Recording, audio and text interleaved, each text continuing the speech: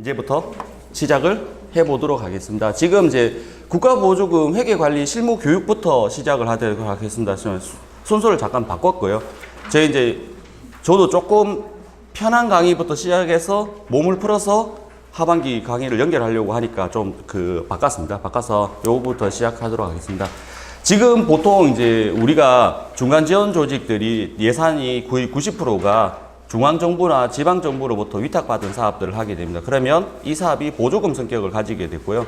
그러면 이제 연구원분들께서 최일선에 있기 때문에 거의 집행과 정산에 대한 부분들을 담당하게 되실 겁니다. 뭐 회계 직원들이 전담하고 있다고 하나 원칙적으로는 사업 담당자가 이 회계 지출건에 대한 부분들에 대한 계약하고 집행하고 이런 부분들에 대해서 총괄을 하기 때문에 회계 부분들을 기본적으로 이해를 하고 진행하는 것이 좋다고 생각됩니다.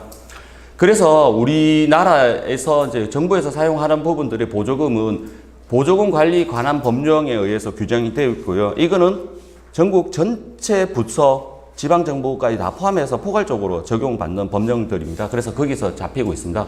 그러면 우리 국가보조금을 가장 크게 분류를 하면 경상보조금과 자본보조금으로 나누어집니다. 우리가 근데 지금 받고 있는 우리 기관들이 대다수 받고 있는 금액 자본 보조금의 성격은 경상보조금입니다. 그래서 민간 경상보조금 사업들을 거의 위탁 용역으로 받아서 진행되고 있고요. 밑에 보시면 자본보조금이라는데 자본보조금은 쉽게 생각해 보시면 농림축산부에는 민간에 위탁되는 대다수의 비용들이 자본보조금으로 설계되어 있습니다. 그 자본보조금들의 종류가 뭐냐면 하드웨어 지원 사업들이 자본보조금이 투입됩니다. 그래서 농업에 보시면 이제 가공센터라든지 뭐 집합시설이라든지 이런 부분들은 거의 100% 시설 자본 비용입니다. 지금 우리처럼 연구 용역이나 민간 위탁이 된 공고로 나오는 민간 위탁은 거의 대부분 경상보조금입니다. 그러면 경상보조금은 쉽게 얘기하면 민간에서 행하는 사무 또는 사업에 대해서 국가나 지방자치단체가 이를 조성하거나 재정상 원조하기 위해서 교부하는 비용입니다. 그러면 인건비, 운영비, 사무위탁비 뭐 이런 부분들에 대한 부분들, 홍보비 이런 부분들을 집행할 수 있는 거고, 그래서 민간 경상보조금을 할 때 안 되는 게 있죠. 크게는 틀의 범위를 알아야 되는데 안 되는 거. 자산 취득하는 거는 아예 안 됩니다. 그래서 보시면 PC라든지 노트북이라든지 이런 부분들을 비용이 비싸더라도 렌탈을 하죠. 그러니까 렌탈은 자산을 취득하는 게 아니니까 사업 기간 동안 빌려 쓰는 거니까 그런 부분들로서 이해를 하시면 되고요. 그래서 민간 경상보조금은 절대 자본재성에 취득할 수가 없다라는 것들에 대한 대주제가 있습니다. 그러면 자본보조금은 또 뭐가 안 되겠습니까? 시설을 구축하는 자본을 취득하고 공사를 하거나 땅을 사거나 건축을 하는 이런 비용들은 되나 운영비랑 홍보비랑 이런 부분들에 대한 부분들을 사용할 수가 없습니다. 그 가드라인이 정해져 있습니다. 그런데 간혹 이제 창업 지원 사업이나 클러스터 조성 사업이나 이런 사업에서는 민간 경상보조금하고 자본보조금이 혼용되는 경우가 있습니다. 뭐 청년계좌방도 최근에 있었던 청년계좌방이 도비는 총 6천만 원이었는데 도비의 3천만 원은 경상보조금, 지방자치단체의 3천만 원은 자본보조금으로 편성돼서 같이 집행이 되는 경우도 있습니다. 그렇더라도 그거를 재원을 구분하게 되겠습니다. 다시 세부 예산에 가면 경상보조금 3천만 원만 별도로 정산하고 자본보조금 3천만 원을 별도로 정산합니다. 그런 범위를 이해하신다면 집행하기가 쉬우실 것 같습니다. 그러면 이제 집행에 대한 방법들은 크게 세 가지로 나눕니다.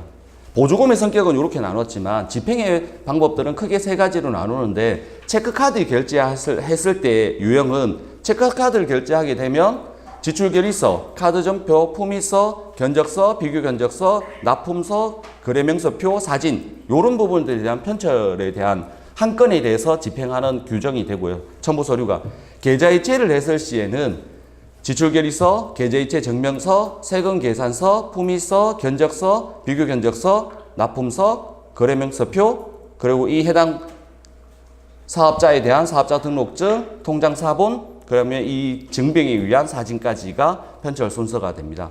그러면 연구 용역하고 컨설팅 같은 경우에는 지출 결의서를 포함해서 용역 계약서, 수행 계약서, 거기 전문가가 투입됐다면 전문가 활용 그 보고서, 멘토링이나 이런 부분이 위탁되었다면 멘토링, 수행 일지 이런 부분들로 해서 건별로 집행이 진행이 됩니다. 그러면 크게 이제 관리 보조금 사업들을 할 때 관리 체계로 생각하시면 큰 대주제가 통장 관리에서는 보조금 통장, 자부담 통장, 별도 회사의 통장, 수익금 통장 이렇게 세 개로 나누고 있습니다.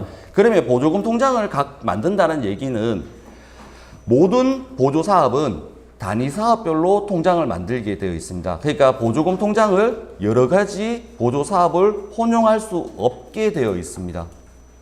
그래서 보시면 저희 같은 그 종합상사에서 진행할 때 판로 구축 사업이 2018년도 판로 구축 사업이 진행되었고 2019년도 판로 구축 사업이 진행되었는데 그럼 정산하고 통장을 같이 쓸 수 있느냐? 못 씁니다. 모든 보조 사업은 통장을 개별로 써야 되는 것도 원칙이 있지만 그 해당 연도가 지났을 때는 사업비를 반납하고 통장을 은행에 가서 폐기를 하고 구멍을 뚫어서 5년 동안 별도로 보관하게 되어 있습니다. 그러면 보조 사업이 시작될 때 매번 통장을 만들어야 되느냐? 보조 사업이 시작될 때 매번 통장을 만들어야 됩니다. 그게 이제 보조금 통장의 관리에 대한 부분들입니다. 그래서 보조 사업들이 통장별로 따로 관리가 된다라는 게 부분이고요. 두 번째는 자부담 통장이 있습니다. 이 보조 사업의 성격에 따라서 이게 보조 사업의 성격에 따라서 이게 시행 법령이 규정되어 있지는 않는데 세부 보조 사업 성격에 따라서 보조금과 수익금을 그러니까 보조금과 자부담이라 하면 보조 사업에 매칭되는 비용 10% 자부담 공고가 있다면 10% 혹은 뭐 20% 이런 보조 그 자부담 편성이 되어 있는 예산이 있다면 어떤 사업 담당자는 보조금 통장에서 해당되는 금액의 자부담을 넣어서 집행하라는 그 담당자도 있고 어떤 사업 담당자는 보조사업 통장 따로 자부담 통장을 따로 만들어서 별도로 각각 정산해서 하라는 경우도 있습니다. 그래서 보조금 통장에 자부담이 넣을 수도 있고 안 넣을 수도 있다 이런 개념이 필요하고요. 그런데 이제 법인의 이제 수익금 통장은 완전히 분리가 되는 부분이죠. 모두 보조 사업하고는 별개로 분리되는데 혹 이런 거죠. 수익금 통장을 왜 알아야 되느냐? 보조금 통장에서 직접적으로 급여가 진행되지 않을 경우, 가령 우리가 이 A라는 보조 사업에서는 3명의 임금비를 지원을 받고 있는데 전체 법인에서는 10명의 급여가 송출이 돼야 된다. 그럴 경우에는 4대 보험하고 급여를 명확하게 구분하기 힘들 경우 보조금 통장에서 수익금 통장으로 급여가 나가는 수익금 통장으로 급여를 해당 부분들을 3명분을 넣고 다시 7명분을 결합해서 한 번에 지출하고 여기에 지출됐던 것들을 다시 정빙을 보조금 정빙으로 해당되는 부분들을 정빙해 나가는 과정을 하니까 우리가 법인에서 사용하고 있는 급여 계좌라든지 이런 부분들과 연동이 돼야 된다는 것들을 대한 부분들. 왜냐하면 퇴직연금과 4대 보험은 우리가 생각하는 것처럼 명확하게 딱 끊어지지가 않고 4대 보험은 7대3으로 나눠서 분납해서 납부할 수가 없습니다. 통으로 납부해야 됩니다. 그런 경우에 대한 부분들의 이해가 필요하겠죠. 또 하나 드는 이런 수익금 통장, 법인 통장을 또 알아야 될 경우가 뭐냐면 가끔씩 보조금 통장을 지출하다 보면 계좌 이체 수수료가 발생합니다. 그럼 그 계좌 이체 수수료는 보조금에서 집행이 불가능합니다. 그럴 경우에는 우리 법인 통장에서 보조금 통장으로 계좌 이체 수수료를 넣어서 송금해야겠죠. 예측이 된다면. 아니면 쭉 집행했는데 보조금 집행인데 갑자기 생겼습니다. 몰랐는데. 그럴 경우에는 즉시 사업비 통장에서 자부담만큼 그 계좌 이체 수수료를 넣어줘야 됩니다. 그러니까 통장을 한 사업의 통장을 몇 가지를 알아야 되냐면 보조금 통장과 자본노동 통장과 법인 자체 통장에 대한 부분들을 명확한 기능을 이해할 수 있어야 되고 그 자금들을 즉시 집행하는 규정들에 대한 이해가 필요합니다. 자, 그러면 지출 관리에 가서는 이제 회계 담당자가 따로 있다 하더라도 보통 담당 연구원들이 단위 사업을 프로젝트를 맡게 되면 권한이 주어지겠죠. 그 권한이 뭐냐면 지출건에 대한 권한입니다. 업체를 선정하고 견적을 받고 업체에 대한 선정권이 담당자들에게 보통 다 정해집니다. 자, 우리가 다가를 해야 된다. 다가비를 사고 싶다. 보통 그런 것들이 사업 중간 관리자가 선정 안 하죠. 사업 담당자가 어느 슈퍼를 쓸지, 어느 마트를 쓸지를 정하는 것은 본인 담당의 몫인데 여기에 정빙되는 편철 순서들을 갖춰야 되는 부분들이 필요합니다. 거기 보시면 지출결의서와 품의서와 그 다음에 통장과 회계장부와 영수증 간의 집행일체에 대한 일치하는 지출 결의에 대한 부분들을 건별로 그거를 총괄해서 책임을 져야 되는 거예요. 자, 마트에서 샀는데 세금계산서를 끊으면 발부를 하게 되면 세금계산서 발부한 거에 따라 아까 지출 순위에 대한 부분들의 서류를 받아야 되는 거고, 그러면 신용카드, 체크카드를 사용했다는 체크카드 사용하는 거를 왜 보조사업에서 많이 하라고 강조하느냐? 사업자 등록증하고 통장 사본을 안 봐도 되니까. 서류가 간결해지니까 체크카드를 가급적이 많이 사용하라고 권고를 하는 편입니다. 그런 부분에 대한 그 지출건에 대한 한계와 증빙에 대한 부분들을 사업 담당자들이 필히 알고 계셔야 되겠죠. 그럼 결제 관리는 밑에서 이제 계좌이체를 할지 송금 카드를 사용할지에 대한 부분과 증빙에 대한 부분들이 이런 부분, 통장과 지출에 대한 부분들에 대한 부분들의 그 기준을 가지고 계셔야 됩니다. 이 녹화한다니까 자유롭지가 않네. 그러면 회계의 원칙은 계속 나왔던 부분들이지만 이거는 회계 교육은 원칙적인 부분들을 양도가 안 되고 다른 사업들은 약간의 편의성들이 있습니다. 사람이 중간 변경 보고나 이런 것들에 대한 편의성이 있지만 회계 기준에서는 편의성이 없습니다. 무조건 원칙적인 부분들을 따라야 됩니다. 가끔씩 이렇게 해야 합니다. 여러 직원들이 성향들이 있는데 보조사업을 담당하는 직원은 앞뒤가 꽉 막힌 사람이 좋습니다. 무원칙의 관용. 오히려 보조사업을 하는데 좀 자유로운 사람들은 이 사업을 집행하는데 굉장히 어려움을 겪습니다. 이거는 무원칙의 관용들이 필요합니다.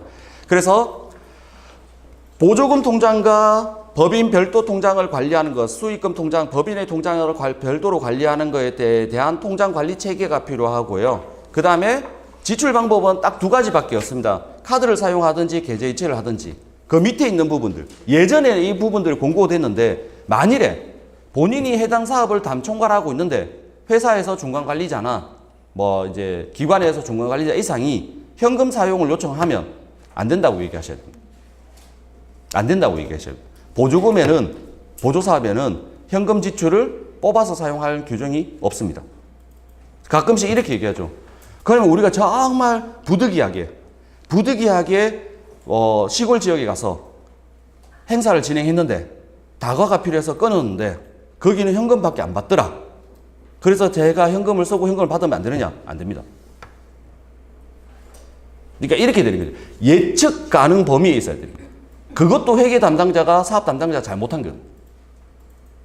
그걸 계좌이체를 하든지 우리가 사용하는 업체는 개인 사업자든 법인 사업자든 구분하지 않지만 계좌이체를 해서 세금 계산서를 받든지 체크카드를 사용하든지 이 두 가지에 대한 부분들이 아니면 우리 거래 대상자로 할 수가 없습니다. 시골 어르신들에게 어떻게 이게 다 인정이 안 됩니다. 그러니까 밑에 보시면 현금 일출 후 사용하는 것은 절대 안 되는 부분들에 대한 원칙을 지켜야 합니다. 네, 그리고 지출건에 대한 적격한 영수증을 구비를 해야 됩니다. 무조건 세금 계산서를 받으셔야 됩니다. 자, 간이 영수증 됩니까? 안 됩니다. 무조건 세금 계산서를 받아야 됩니다. 그리고 카드 영수증을 무조건 가져야 됩니다. 근데 요즘은 예전보다 시대가 좋아졌는 게 세금 계산서는 놓치면 국세청에서 재발부가 되고 조금 늦게라도 벌금을 내더라도 조금 늦게라도 신고할 수 있고 한데 또 그 카드 영수증을 잊어버리면 요즘 전산 시스템이 워낙 잘 돼 있어서 그 건을 타고 줘야 하면 카드 영수증이 그대로 나옵니다. 그래서 이 영수증을 분실한 거에 대해서는 문제가 되지 않습니다. 그거는 다시 발부받으면 되니까요. 그래서 좋아진 거고요. 그리고 그 계좌이체증하고 이런 것들에 대한 부분들도 지금 우리한테는 좀 덜 해당되는데 원칙적으로 사회적 기업의 인건비가 지출되는 거는 우리한테는 좀 그 회계과에서 심하게 하지 않는 것들이 인건비 지출이 됐을 때 우리가 은행 창구를 이용한 거, 계좌이체를 한 것들에 대해서 인터넷 뱅킹을 했을 때 인터넷 뱅킹 송금 영수증을 인정해 줍니다. 우리 중간 지원 기관들은. 근데 과거에 사회적 기업에서는 이게 조작 가능하다. 인터넷 뱅킹의 계좌 이체증을 조작이 가능합니다. 띄웠어. 그래서 조작 가능해서 무조건 창구에서 창구에서 송금을 하고 은행의 담당자들의 직인을 확인증을 찍으라고 하기도 했습니다. 그때가 이제 인건비 지출에 관련해서는 그렇게 했던 적도 있습니다. 그래서 지금 우리는 그 계좌 이체를 하는 것에 대한 부분들을 정리하시면 됩니다. 그 다음에 이제 거래 내역서라는 부분들이 구입 물품에 대한 내용을 확인을 해야 되는 거죠. 우리가 거래를 했는데 이것들에 대해서 한 번 더 확인해야 된다. 우리의 목적성과 분명히 이런 부분들이 간혹 그 거래 내역서를 여러 건을 쭉 받다 보면 문구라고 해놓고 실제로는 토너가 들어오든지 다른 게 들어올 수도 있는 부분들이 있죠. 그러니까 거래 내역서를 한꺼번에 받다 보면 그게 우리가 지출했던 내용들과 금액은 똑같은데 업체에서 그냥 금액에 맞추고 내용을 안 맞추고 그냥 보내준다. 그러면 다 회계 담당자 확인하지 않았다. 그러면 나중에 보면 지출 거래서의 금액은 맞는데 안에 점검을 하다 보면 거래 내역서의 항목이 안 맞는 경우가 다수 있습니다. 그래서 이런 부분에 거래 내역서를 확인해야 됩니다. 그리고 여기에 보시면 실제 지출일과 영수증 날짜는 일치해야 됩니다. 이게 안 맞으면 통장에서 나간 날짜와 지출 영수증이 똑같아야 됩니다. 다를 수가 없는 경우, 어떤 식으로도 다를 수가 없어야 됩니다. 이게 보조금 원칙에서 관리되는 부분이 통장에서 나간 일 기준으로 맨 처음에 정산하게 되면 공무원들이 뭘부터 보느냐면 통장 사본을 전체 내랍니다. 그럼 통장 사본을 딱 보면 총장에서 나간 일 기준으로 지출 결의서와 그 지출 증명인들이 날짜가 세 가지가 삼위일치가 돼야 되는 부분. 이게 원칙입니다. 그러면 가끔씩 이런 거 있죠. 우리가 사람이 하는 일이니까 가끔씩 지출 결의서를 내놨는데 한 3일 있다가 집행을 했어요. 안 맞잖아요. 그럼 어떻게 했습니까? 지출 결의서를 폐기하고 돈 나간 날짜로 맞춰야 됩니다. 그러니까 기억하셔야 될 거는 지출 결의서를 먼저 승인 냈고 이거 다 필요 없습니다. 통장이 집행된 날짜로 다시 맞춰가야 됩니다. 다. 점검하실 때는. 그래서 이런 부분들이 실제 지출일 기준으로 영수증 날짜에 이런 부분들이 무조건 맞아야 된다. 이게 잘못되면 무관용의 원칙이죠. 왜냐하면 보증 관련 법령에 의해서는 통장의 지출일자와 지출 결의서와 영수증이 맞아야 된다고 분명히 공고가 됐는데 우리 사업 담당자가 어떤 이유로 이게 이렇게 됐습니다라는 것들이 통하느냐? 안 통합니다. 그러니까 어떤 사유도 안 된다는 것들에 대한 부분들. 자, 그러면 회계 지출 방법에 대해서는 보통 그 회계 지출 방법에 대해서는 그 거래건이 한 300만 원에서 500만 원 넘어가는 부분들은 중간관리자가 거의 결정하는 경우가 많고요. 100만 원 미만에 대한 부분들은 사업 실제 상담자가 결정하는 경우가 많습니다. 그래서 먼저 알아야 될 것들에 대해서는 원래는 원칙상은 여기 기관들이 다 그렇게 하는지에 대해서는 제가 알 수는 없으나 원칙적으로는 뭘 먼저 해야 되냐면 지출 사유를 발생시키는 품위서를 먼저 작성하셔야 됩니다. 품위서라는 게 뭐냐면 사전에 어떠한 업체에게 어떠한 금액으로 어떤 물품을 이렇게 사겠습니다라는 사전 품위를 받는 작업들입니다. 그러니까 회계 그 중간 관리자와 최종 관리자에게 우리는 이 지출이 필요합니다라는 승인을 내주십시오라는 그 품위서를 먼저 작성하는 게 맞고요. 두 번째는 이제 사전 품위를 하게 되면 사전 물품에 대해서 견적사하고 사업 품위를 받게 되면 견적서라든지 사업장 등록증이라든지 업체에 대한 정보들도 다 파기되는 부분들이고요. 그리고 이제 그 지출 방법이 계좌일체일 경우에는 이 통장 사본까지 첨부하는데 이런 부분들에 대해서 명확하게 사전 품위가 된다면 업체에 대한 정보를 알고 있고 지출에 대한 예측이 되는 부분이라서 품위가 돼야 됩니다. 그래서 품위서를 결제를 받고 이제 물품을 구입하고 카드 결제를 하고 그 다음에 이제 결제 전에 지출 결의서를 작성해서 지출을 하고 영수증을 첨부하고 전체적으로 총괄되어 있던 지출 결의서를 최종 관리자까지 결제를 받아서 해당 지출 내역들 전체 서류들을 첨빙하시면 됩니다. 자, 그러면 회계 서류에 대해서 말씀을 드리겠습니다. 회계 서류는 먼저 통장 지출 순서별로 정리가 돼야 된다. 어떤 거래가 먼저 선이 됐고 품위서가 먼저 됐고 이게 뭐 하다 보면 원칙적으로 지켜보면 사전 품위됐고 업체 선적해서 지출 결의하고 회계 정산을 하다 보면 어느 기준으로 이걸 해야 될지 가끔씩 헷갈려요. 다 갈아엎고 다시 만들어야 돼요. 그거는 내부적으로 사유서를 쓰고 바꿀 수 있는 거니까요. 맞춰야 되고, 지출 한 건당 회계 서류를 작성하고 보관해야 되는데, 지출 한 건당 회계 서류가 지출결의서, 세금계산서, 품위서, 견적서, 통장사본, 사업자 등록증에 대한 부분들이 필요한 부분들, 혹은 이것들이 그 연구 용역이나 위탁 용역에 대한 부분으로 갔다. 위에는 일반 물품을 구입했던 거는 이런 거고, 용역으로 갔다고 하면 지출결의서 뒤에 용역계약서, 과업지시서, 견적서, 통장사본, 사업자 등록증 이런 순서로 정리가 돼야 되고요. 이게 이제 여비나 이런 부분들 출장원으로 갔다. 지출결의서, 출장원, 여비 지급 근거, 사용 영수증이 첨부가 돼야 됩니다. 지출결의서하고 출장원이 꼭 들어가야 됩니다. 출장원이 꼭 들어가면 기관별로 다 달라요. 여비 시행 세칙이. 종합상사가 가지고 있는 여비 시행 세칙이 다르고, 허브센터가 가지고 있는 여비 시책이 다르고, 지역과 소셜비즈가 가지고 있는 여비 세칙이 다릅니다. 그 여비 세칙에 따른 출장원을 내게 되면 출장원 안에는 세부적으로 식비는 얼마, 교통비는 얼마, 일비는 얼마에 대한 가드라인이 잡혀있고 그 금액들이 확정나겠죠. 그건데 이 뒤에 여비의 지급에 대한 사용 영수증이 꼭 첨부가 되어야 되는 거죠. 가끔씩 이렇게 관리합니다. 지출결의서 따로, 출장원 따로, 여기 지출결의서는 출장원은 관리 안 하고 여비에 대한 영수증만 딱 붙인다. 그럼 이거에 대한 여비 산출 규정을 알 수가 없습니다. 맞죠? 그러면 출장원을 따로 만들고 여비 시지를 출장원을 따로 만들고 회계를 따로 하면 회계 담당자가 다르고 출장 간 사람이 다 다르죠. 그러니까 가장 합리적으로 할 수 있는 방법이 뭐냐? 출장 대장을 없애면 되겠죠. 출장원을 회계 지출건에 다 붙이면 되겠죠. 해당 사업에.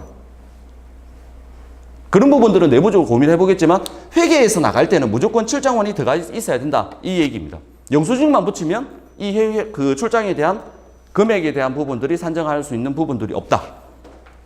자, 이제 요 네 번째가 사업 담당자가 할 때 좀 주의해야 될 부분들이 뭐냐면 일용직, 외부 전문가, 강사비 성격의 인건비는 개인에게 지급할 때 준비해야 될 서류들이 조금 더 다릅니다.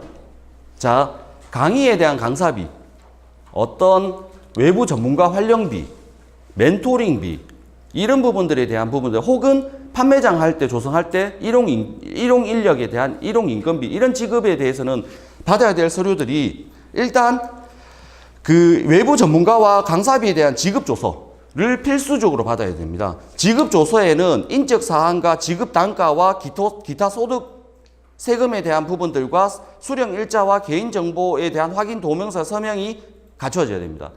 법정 서식은 없습니다.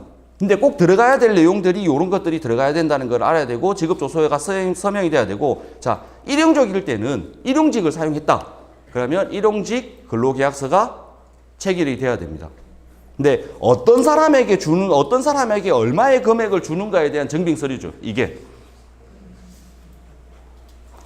어떤 사람에게 얼마만큼의 금액을 지급할 수 있느냐의 기준이니까 이거는 필수적으로 있어야 되고요. 그 다음에 이 강사들에게 받는 통장사본과 신분증 사본과 신분증 사본을 못 제출했을 때는 주민등록 등본이 있어야 되고요. 계좌이체 확인서, 요렇게가 준비되어야 됩니다. 외부 인력에, 사람들에게 지급할 경우에는. 슬슬 졸립죠. 슬슬 졸립죠. 그래서 이제 물론 여기서 사업을 총괄하셨던 분들이야, 어느 정도 했거나 외부에서 하셨던 분들이야 능히 잘 알고 있는 내용이지만, 신입 직원들이나 이렇게 전혀 전공과 무관한 부분들을 한다고 하면 한번 눈에 보여주는 게 좋겠죠. 지출결의서는 이렇게 예시가 되어 있습니다. 보통 기관에 설고 있는 지출결의서를 담으시면 되고요. 그 다음에 지출결의서 뒤에는 세금계산서, 이 해당 건에 대한 세금계산서가 붙어야 되고요. 이 세금계산서 뒤에는 이 세금계산서가 나갔다는 증빙에 대한 계좌이체 증명서가 붙어야 되고요.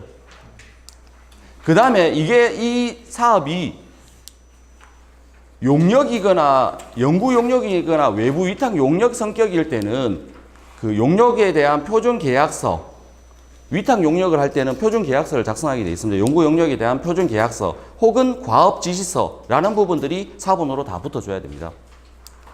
다음에는 이제 물품 구매나 이런 부분들은 거래명세표와 견적서와 비교 견적서를 받아야 됩니다. 그러면 비교 견적서를 꼭 받아야 되느냐? 비교 견적서를 꼭 받아야 됩니다. 공고사항입니다. 이제 그 회계 지출을 건에 대해서 이 지출이 과다한지 과다하지 않는지에 대한 최소한의 검토를 했다는 것에 대한 걸 하기 위해서 견적서를 받아야 됩니다. 근데 특수한 경우 견적서를 못 받을 수도 있죠. 이 업체, A 업체 말고는 도저히 견적서를 받을 수 없다. 그건 어쩔 수 없는 거죠. 근데 다수의 물품 구매나 이런 부분들은 견적서를 받아야 된다는 얘기죠. 자, 그러면 견적서를 안 받을 수 있는 방법이 뭐가 있겠습니까? 카드 결제하면 견적서를 꼭 법적으로 받아야 될 의무 규정은 없죠. 거래명세서만 받으면 되겠죠. 가급적이면 거래명세표만 받으면 되겠죠. 근데 저걸 하게 될 때는 세금계산서를 발행하고 할 때는 PD 비교 견적이 돼야 되고요. 그 다음에 이제 여기 들어가야 될 게 사업자 등록증과 이 해당 업체의 통장 사본이 들어가야 됩니다. 카드 결제하게 되면 이거 다 안 받아도 됩니다. 근데 계좌이체를 하면 필히 받아야 됩니다. 왜냐하면 계좌이체에 나간 이 계약 정보를 확인하기 위해서죠. 사업자 등록증이 이게 가끔씩 회계 담당자들이나 사업 담당자분들이 확인해 주셔야 될 것이 있는데 우리가 대관을 했어요. 자, 여기 업체를 대관했든지 혹은 다른 교육장을 대관을 했는데 이 대관하게 되면 이 해당 사업자의 상대방 사업장에는 뭐가 있어야 되겠습니까? 부동산 임대업이든지 뭐 대행한다는 거에 대한 임대를 한다는 거에 대한 증빙이 있어야 됩니다. 사업자가 있어야 됩니다. 그 사업자가 없는데 세금계산서 밟으면 부당거래가 될까요? 부당거래가 됩니다. 자격이 없는 업체랑 계약하게 된 거죠. 자, 우리가 PC를 샀어요. PC를 샀는데 도소매업이나 뭐 렌탈을 했는데 렌탈업이 없는 업체랑 계약하게 된다면 이거는 이 해당 그 거래가 우리가 사업 종목이 없는 회사, 우리가 보조사업을 집행하면서 사업 종목이 없는 회사랑 거래한 부당거래건이 되겠죠. 그런 부분들이 돼요. 그래서 이걸 사업자를 계속 확인하는 이유가 그런 부분입니다. 우리가 계약한 내용과 이 회사가 그 종목을 가지고 있는지에 대한 부분. 이거가 해당 사항이 없으면 이 계약 자체는 잘못된 계약이고 부당한 계약이 됩니다. 자, 그러면 보통 이제 맨 끝에 사진을 넣었는데 사진을 왜 넣냐면 이런 얘기 드립니다. 우리가 포스트를 제작하는 디자인 과업을 냈어요. 디자인 회사하고 거래해서 포스트를 작업을 했습니다. 그런데 지출금만 딱 넣고 포스트에 대한 결과가 없으면 어떻게 됩니까? 이 사업을 뭘 진행했는지는 모르잖아요. 그래서 포스트를 제작했던 디자인 시안을 넣든지 아니면 포스트를 첨부를 하든지 그 뒤에 혹은 인쇄물을 작업할 경우가 많습니다. 책자를 찍거나 이런 부분들이 많습니다. 본데 인쇄 책자가 너무 두꺼워서 별도의 결과보고서로 수락한다는 표기를 할 수는 있지만 적어도 표지나 이런 부분 디자인이 되었던 내용들을 디자인 캡처를 해서 몇 페이지라도 더 가져야겠죠. 이런 인쇄물을 제작했다라는 부분들이 돼야 되고, 자, 홈페이지를 만들거나 이런 부분들에 대한 부분들도 홈페이지를 스크랩해서 몇 페이지는 스크랩해서 페이지 스크랩해서 이 홈페이지를 제작했다는 기준에 대한 부분들에 대한 결과물을 볼 수 있는 부분들이 들어가줘야 되겠죠. 그리고 이제 프로모션을 하거나 이래 될 때 프로모션에 관련된 물품이 어디에 등록됐고 어떻게 팔렸는지에 대한 이미지가 돼야 되는 거예요. 지금 여기에서의 정빙들에 대한 부분들은 시각화되고 계량화되고 수량화되어 있는 것들에 대한 부분들을 이미지에서 볼 수 있어야 된다라는 부분들입니다. 여기에서는 빠졌는데요. 보통 이제 우리도 이제 사업 부서가 다른 여러 군데 있으니까 어떤 사업 부서에서는 문구를 사고 사진을 찍고 어떤 사업 부서에서는 문구를 샀는데 사진을 안 찍는다. 재량에 대한 문제겠지만 공고사항은 사진을 찍는 게 맞습니다. 왜냐하면 이 보조 사업이 집행됐을 때 볼펜을 10개 샀다. 그럼 회계 담당자가 보고 싶은 거는 그 볼펜 10개를 실제 10개를 샀느냐가 보고 싶은 얘기. 그러면 10개를 샀는 거에 대한 사진을 찍는 게 맞습니다. 그래서 이런 워크숍이나 할 때 우리 직원들한테 당부하는 것들이 뭐냐면, 자, 저 현수막을 사진 찍어라. 사업 담당자가 보는 거 현수막이 지출되어 있으니까 현수막에 대한 걔들이 제작돼서 나간지를 보고 싶어 하는 거고, 다과를 했다. 다과를 깔아놓은 부분들을 사진을 찍어라. 왜냐하면 우리가 슈퍼에서, 마트에서 샀던 내용에 대한 부분들이 실제로 구비가 되어 있느냐에 대한 부분들이 맞겠죠. 그런 부분들에 대한 부분들을 하는 게 맞습니다. 그래서 저는 이렇게 당부드리고 싶습니다. 회계 증빙은 많으면 많을수록 좋다. 가급적이면 구체적으로 하면 할수록 좋다. 뭐 조금 힘들더라도. 왜 그러냐면 반대로 피감사 기관에서는 어떻게 바라보겠습니까? 1억이나 3억이나 다 위탁 사업비를 줬는데 이 위탁 사업비가 혹여나 다른 데 사용되지 않을까라는 우려를 하고 이 시각을 보면서 감사를 본다면 실제로 사용 내역들이 건별로 다 정리가 되고 이 증빙들이 명확하게 있는 것들에 대한 부분들을 희망하겠죠. 그래서 기관별로 다를 수 있다고 하지만 편철되는 순서가 저는 외웁니다. 편철되는 순서가 지출결의서, 세금계산서, 계좌이체 증명서, 품위서, 거래내역서, 견적서, 타견적서, 사업자 등록증, 통장사본, 사진. 이 범위를 벗어나시면 안 된다는 얘기예요. 그리고 사업을 좀 하면 이제 자신이 붙으면 요령을 부립니다. 회계 증빙 서류가 많으니까 모아찍기를 하거나 모아찍기를 하다 보면 이제 이런 거죠. 간단하게 샀던 거, 다과 같은 것들 사진 안 찍기 시작합니다. 근데 그것이 바람직하지 않습니다. 이 원칙은 절대적인 원칙에서 벗어나지 않는다면 우리 중간 지원 기관이나 이런 부분들이 다른 데에서 보기에는 굉장히 투명성 있는 회계를 집행한다고 얘기를 들을 수 있겠죠. 꼭 그렇게 가야 되는 부분들이고요. 그리고 사업 담당자가 우리 4개 기관 중에 어디도 그럴 분들이 없을 거라고 믿습니다만 담당자 정도 되면 연구원 정도 되거나 사업을 실무적으로 총괄할 정도가 되면 부당 거래에 대해서 안 된다고 얘기할 수 있어야 됩니다. 근데 그거를 얘기 못하면 나중에 회계 담당자의 그런 사업 담당자의 권한과 전문성이 없어집니다. 그런 기관에서는 일할 필요가 없습니다. 적어도 이 정도에 대한 회계 담당자는 목에 칼이 들어와도 난 이건 안 된다 라고 얘기할 수 있을 정도는 돼줘야 됩니다. 그런 부분들에 대한 전문성을 가져갔으면 좋겠고, 뭐 강의는 계속 지금 연속해서 하겠지만 이게 보조사업을 시작하는 중간지원기관에서 가장 갖춰야 될 기본적인 항목입니다. 그래서 누가 집행을 하더라도 우리가 지금 한 30명이 있지만 30명이 어떻게 집행을 하더라도 똑같은 편철과 똑같은 내용 정병이 들어갈 수 있는 기준이 되어야 됩니다.